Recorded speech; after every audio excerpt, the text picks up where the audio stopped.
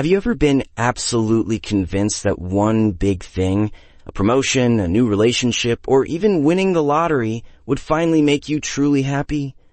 You pictured a life free of worries, filled with constant joy. Or maybe you dreaded an outcome so much. A breakup, a job loss, a public failure, believing it would shatter your world beyond repair. You imagined an endless period of crushing despair. You pictured every detail of that future feeling, the intense joy, the crushing despair, the absolute certainty of your emotional response. It felt so real, so vivid in your mind. But then it happened, and while you felt something, it wasn't quite the extreme, long-lasting emotion you'd so vividly imagined. The reality often falls short or exceeds our emotional predictions. The elation faded quicker than expected, or the devastation wasn't as permanent as you feared. Life, surprisingly, went on, often finding its way back to a familiar emotional landscape. What's going on here? Why are we so consistently off the mark when predicting our own feelings, especially when the stakes feel so high? This common human tendency has a name in psychology. It's called the Affective Forecasting Error. It's a fascinating insight into how our minds work. Simply put, it's our systematic tendency to inaccurately predict the intensity and duration of our future emotional responses to positive or negative life events. We consistently get it wrong. We tend to think future highs will be much higher and last far longer, and future lows will be much lower and more enduring than they actually turn out to be. Our emotional predictions are often exaggerated.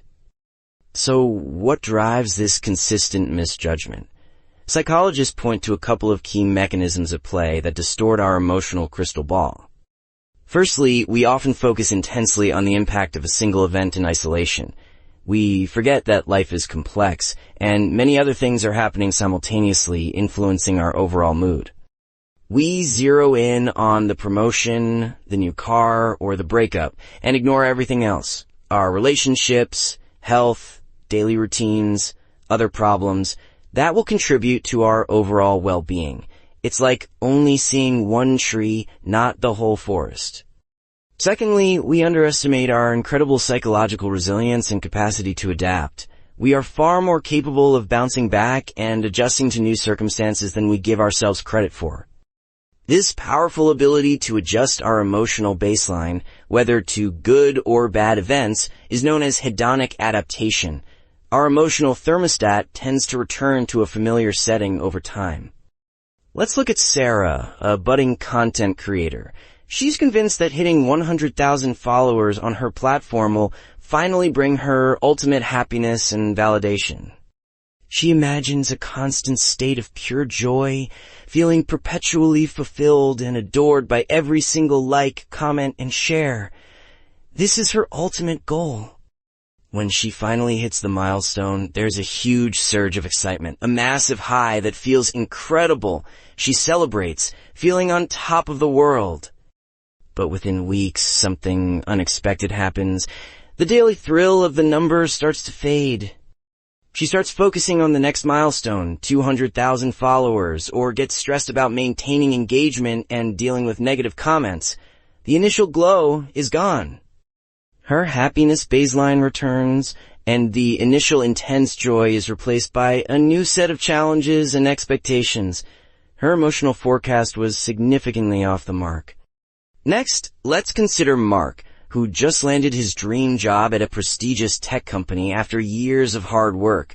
He predicted this would be the end of all his work-related stress and anxiety. He imagined endless satisfaction, working on innovative projects, and a constant feeling of achievement and purpose. No more Monday blues, ever. For the first few months, it felt exactly like that. The novelty of the new role, the exciting challenges, the brilliant new team, it was truly exhilarating. But slowly, the daily grind reappeared. Deadlines piled up, office politics became a reality, and the pressure of higher expectations began to surface. While he still enjoyed many aspects of the job, the constant, intense happiness he'd predicted was replaced by a more nuanced reality, a mix of good days and challenging ones. His emotional forecast was overly optimistic, failing to account for the everyday realities and the human tendency to adapt even to positive changes. Finally, let's consider Alex, who just went through a tough breakup. He was absolutely certain his life was over, that he'd never feel happiness or connection again. He forecasted months, even years, of unbearable sadness and loneliness, an emotional winter that would never end, a permanent void in his life. The initial pain was indeed overwhelming, confirming his worst fears. He isolated himself, unable to see a way forward or imagine a brighter future. But slowly, almost imperceptibly, his friends started pulling him out. He picked up an old hobby he'd neglected, discovered new interests and connections. While the memories lingered, the acute pain subsided, replaced by a sense of quiet healing and new possibilities. He realized he was capable of finding joy and connection in different ways. His forecast of eternal despair was thankfully incorrect, thanks to his inherent resilience and the powerful, often unseen process of hedonic adaptation. So, if our brains are so prone to these affective forecasting errors, how can we become better emotional forecasters and avoid these common pitfalls? Tip 1. Broaden your perspective. When imagining a future event, whether positive or negative, consciously consider all the other life factors that will still be present and contributing to your overall well-being. Will you still have your supportive friends, your comforting hobbies, your daily routines, your health? These often contribute more to sustained happiness or buffer against sadness than any single event in isolation. Don't put all your emotional eggs in one basket. Real, lasting happiness comes from a rich, diverse tapestry of experiences and relationships, not just one golden thread. Tip 2. Remember your resilience. Take a moment to reflect on past challenges you've overcome. You've adapted before, you've grown, and you'll adapt again. Your ability to adjust, find new sources of joy, or develop coping mechanisms is incredibly powerful and often underestimated. Trust in your inner strength. This isn't to say your emotions aren't real or valid. They absolutely are. But their intensity and duration are often more fluid and temporary than we anticipate in the moment. Tip 3. Focus on the process, not just the outcome. Instead of pinning all your hopes on a future result, find joy and meaning in the journey itself, in the steps you take. The effort, the learning, the personal growth, and the connections made along the way often provide more enduring satisfaction than the momentary peak of achieving a single goal. Understanding affective forecasting error isn't about dampening your dreams or ignoring your pain. It's not about being cynical.